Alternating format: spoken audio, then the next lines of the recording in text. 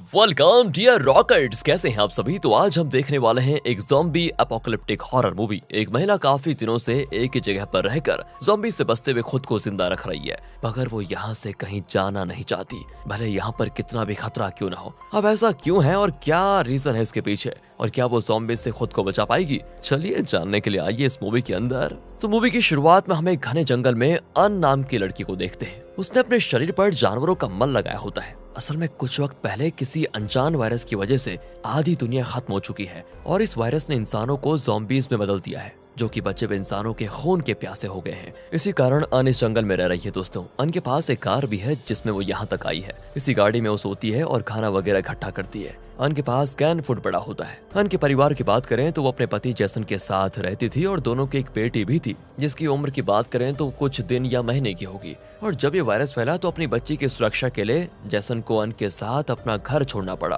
क्योंकि दोनों नहीं चाहते थे कि उनकी बच्ची को कुछ भी हो जाए। इसलिए जैसन जंगल का रुख करता है, क्योंकि उसे जंगल में कैसे सर्वाइव करना है ये बड़ी अच्छी तरीके से आता था। असल में जैसन अक्सर कैंपिंग पर जाता रहता था, इसलिए उसको जंगल की अच्छी नॉलेज भी थी। साथ ही इनका घर भी जंगल से बस 4 या 5 किलोमीटर की दूरी पर होता है। अब जैसन अन को बताता है कि हमें कैसे सर्वाइव करना है, क्या खाना है वगैरह वगैरह। इनके पास कुछ ही दिनों की सप्लाई होती है, क्योंकि इनको जल्दी में घर छोड़ना पड़ा था। हर तरफ बस मौत का मंजर था। फिर जैसन अना को निशाना लगाना भी सिखाता है, ताकि अगर कभी जरूरत पड़े तो वो काम आ जाए। उसके मन में ये डर होता है कि अगर मुझे कभी कुछ हो जाए तो बच्ची को बचाने के लिए अन को सारी चीजें आनी चाहिए। इसी तरह एक दिन ये होता है कि उनकी बेटी की तबीयत खराब हो जाती है और जैसन पास के घर से दवाइयाँ और कुछ खाने की चीजें लेने गया होता है, मगर समस्या ये हो जाती है कि रात में भी वो वापस नहीं आता। और जब जैसन नहीं आता तो अन खुद वहां जाने का फैसला करती है। वो अपनी बच्ची को कार में लॉक कर देती है और खुद निकल जाती है जैसन की तलाश में। इस दौरान रास्ते में उसको जैसन की लाश मिलती है, जिसके हाथों में दवा और कैंड फूड होता है। रोते हुए अन ये सारी चीजें लेकर वापस आ जाती है।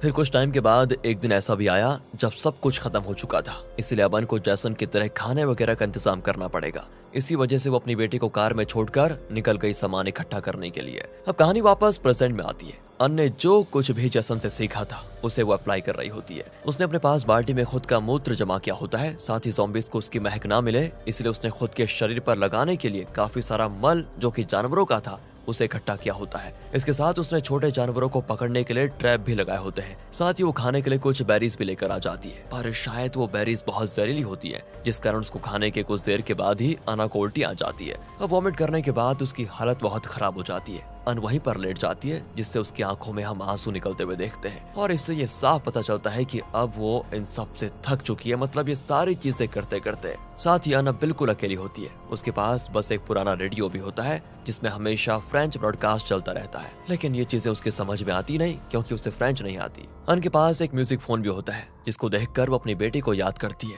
लेकिन उसकी बेटी के साथ क्या हुआ ये हमें आगे पता चलेगा। अब आगे जब अगले दिन अन अपने लगाए ट्रैप में देखती है तो उसमें कोई जानवर नहीं फंसा होता। ये देखकर वो बहुत ज्यादा दुखी भी हो जाती है और फ्रस्ट्रेशन भी उसको होती है। अब उसके पास सिर्फ 2 दिन का खाना बचा होता है, इसलिए अन को ना चाहते हुए भी खाने का इंतजाम करना ही पड़ेगा। तो किसी घर में जाना होगा इसके लिए पहले वो कुछ तैयारी करती है। वो सबसे पहले अपने हाथ को काट कर उसका खून एक शीशे में इकट्ठा करती है। फिर वो अपने पूरे शरीर पर जानवरों का मल लगा लेती है, जिससे ज़ॉम्बीज़ को उसकी महक ना जाए। अन के पास एक गन भी होती है, लेकिन उसके पास सिर्फ 4 गोलियां थी, ओनली 4, तो उसका इस्तेमाल अन अभी नहीं कर सकती थी, क्योंकि गोलियां खत्म हो जाती। फिर वो एक घर के फैंस के पास पहुंचकर उसी म्यूजिक फोन को ऑन करके टांग देती है और साथ ही उस फोन में खून लगा देती है, ताकि ज़ॉम्बीज़ को वो इस तरफ डिस्ट्रैक्ट कर पाए और खुद पीछे के रास्ते से घर में जाकर खाना और बाकी चीजें लेकर बाहर आ जाए। अन बिल्कुल ठीक ऐसा ही करते हुए घर के अंदर जाती है, जहाँ पर काफी सारा कैन फूड होता है, जिन्हें वो अपने बैग में डाल भी लेती है। मगर होता यह है कि घर से निकलते वक्त उसके पैरों से लगकर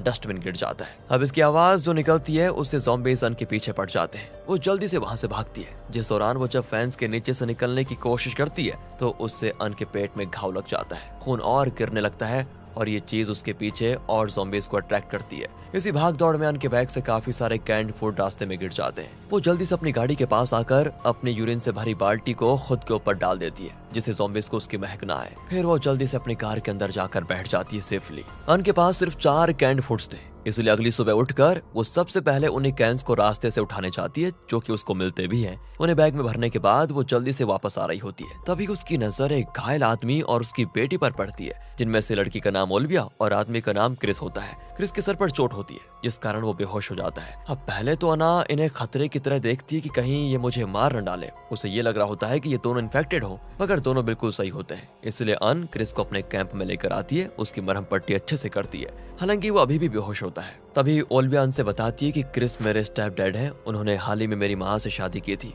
पर फिर ये सारा हो गया, ये वायरस फैल गया। असल में हम साउथ से नॉर्थ की तरफ जा रहे थे क्योंकि हमें लगता है कि वहाँ पर सब सही होगा। ओलिविया के साथ अन उसी फ्रेंच ब्रॉडकास्ट को सुनती है, पर ओलिविया को भी फ्रेंच नहीं आती थी, इसलिए उसे भी कुछ समझ में नहीं आता। इसके बाद अन ओलिविया से कार में आकर सोने के लिए कह देती है, पर ओलिविया कहती है मैं क्रिस के साथ कैंप में ही रहूंगी। अब होता यह है कि रात में क्रिस को होश आ जाता है, जो कि अन का पहले शुक्रिया अदा करता है क्योंकि उसी ने उसकी मरहम पट्टी की होती है। फिर वो कहता है कि तुमने तो यहाँ पर काफी अच्छा सेटअप किया हुआ है, इसके लिए तो तुम्हारी कोई भी जान ले सकता है। फिर वो अगला सवाल करता है कि इस गाड़ी का टैंक फुल है क्या? जवाब में अना ना कहती है। लेकिन दोस्तों यहाँ क्रिस की ये सारी बातें सुनकर अन को डर लगता है। उसे लगता है कि कहीं ये दोनों मुझे मारकर मेरी चीजों को हड़पने की कोशिश ना करें। लेकिन क्रिस उससे कहता है कि इस वक्त में कोई किसी की मदद नहीं कर सकता, पर तुमने मेरी मदद की उसके लिए मैं हमेशा तुम्हारा एहसानमंद रहूंगा। फिर वो आगे बताता है कि मेरी पत्नी भी इन्फेक्ट हो गई थी, जिस कारण उसको मुझे बेड से बांधना पड़ा। रात दिन मुझे उसके दर्द भरी चीखें सुनाई पड़ती है। उसका दर्द जब मुझसे देखा नहीं गया तो मैंने ही उसको मार डाला।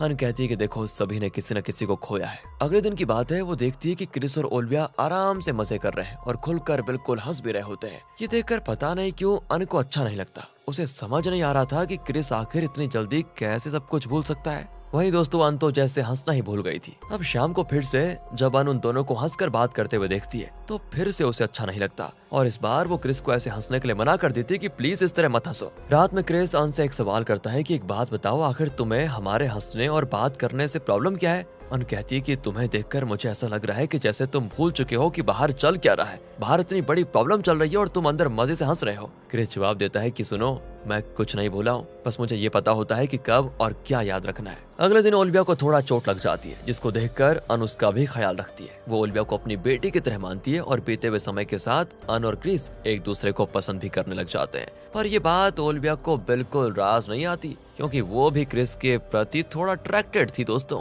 पर वो तो उसका स्टेप डैड था, कोई बात नहीं। हालांकि इस बात का तो क्रिस को कोई अंदाजा ही नहीं है कि ओलिविया भी उसे पसंद करती है। फिर आखिर में ओलिविया क्रिस से सवाल करती है कि आखिर तुम यहाँ पर रुके क्यों हो, हम यहाँ से आगे क्यों नहीं बढ़ जाते? क्रिस जवाब देता है कि ऐसे अचानक से चले जाना अन को सही नहीं लगेगा और उसने देखो हमें खाना और पानी दिया है तो मैं उससे भी साथ चलने के लिए पूछूंगा ना, उसे हम ऐसा तो नहीं छोड़ सकते।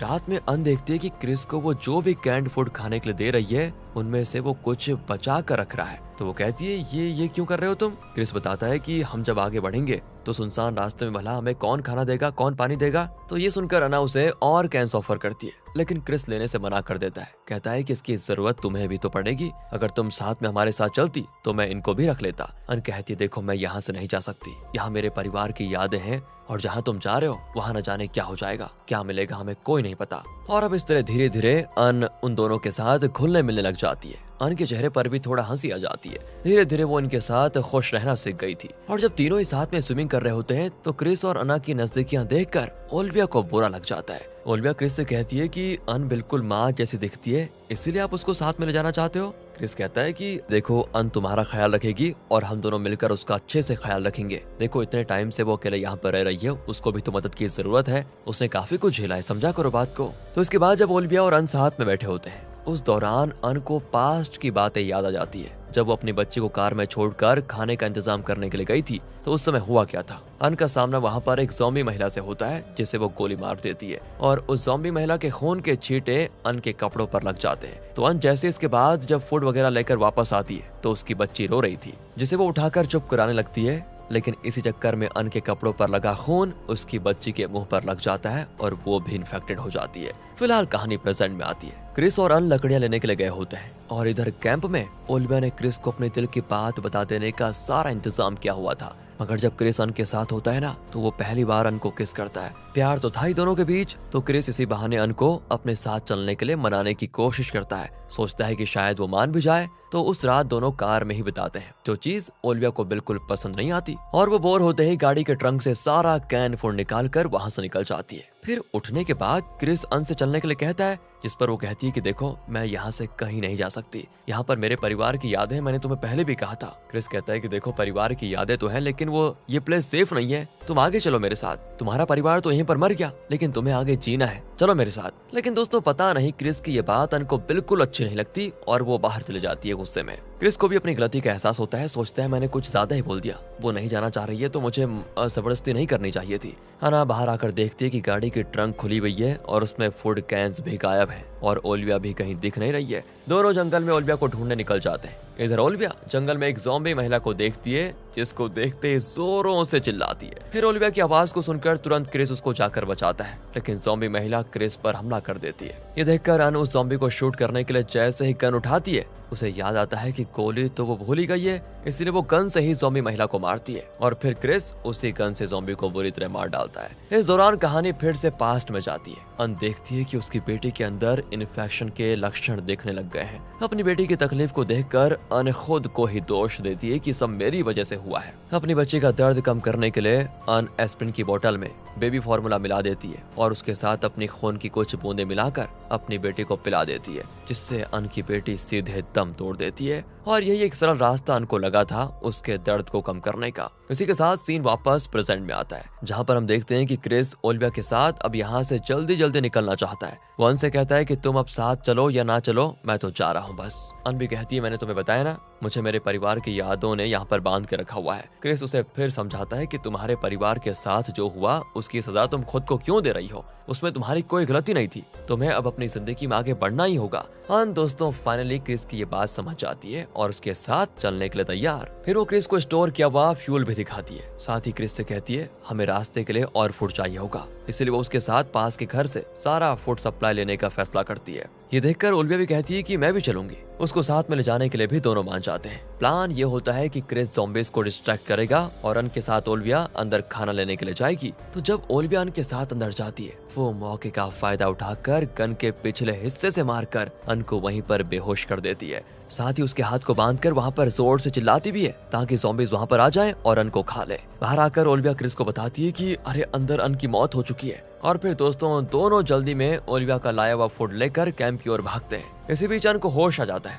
और वो अपनी स्किल का इस्तेमाल करके ज़ॉम्बीज से बचते हुए कैंप तक पहुंच जाती है, जहां वो देखती है कि ज़ॉम्बीज ने ओलिविया और क्रिस पर हमला कर दिया है। असल में जब ओलिविया अन को उस घर में फंसा कर भागी तो वो अपने ऊपर यूरिन डालना भूल गई और ज़ॉम्बीज उसकी महक से अट्रैक्ट होकर उसके पीछे आ गए। इसी पॉइंट पर अन जल्दी से अपनी गन में बुलेट डालकर ज़ॉम्बीज को मारना शुरू कर देती है और आखिर में अन की गन में सिर्फ एक गोली बचती है, जिससे वो क्रिस और ओलिविया में से किसी एक को बचा सकती थी। कुछ देर सोचने के बाद वो ओलिविया को बचाने का फैसला करती है और क्रिस फंस जाता है ज़ॉम्बीज के बीच। तो अन जल्दी से ओलिविया को लेकर कार स्टार्ट करके निकल जाती है, जिस दौरान वो क्रिस को बड़ा याद करती है। ओलिविया को भी अपनी गलती का एहसास होता है, जिसके बाद ये देखकर अन बड़ी फ्रस्ट्रेशन में होती है और दुख में काफी तेज गाड़ी को चलाती है। सोचती है कि मेरी जिंदगी में हमेशा यही क्यों होता है, जिसे मैं अपना समझती हूँ प्यार करती हूँ वो मुझसे दूर क्यों हो जाता है। इस चीज से दोस्तों वो तंग आ जाती है, पर वो क्या ही कर सकती थी, सब कुछ नेचुरल था। और इसी के साथ दोस्तों ये मूवी यहाँ पर खत्म होती है। बाकी अगर आपको वीडियो अच्छी लगी हो, स्टोरी अच्छी लगी हो, एक्सप्लेनेशन अच्छा लगा हो तो लाइक कीजिए, चैनल को सब्सक्राइब। मिलते हैं आपसे अगली वीडियो में, ध्यान रखिएगा अपना। Thanks for watching.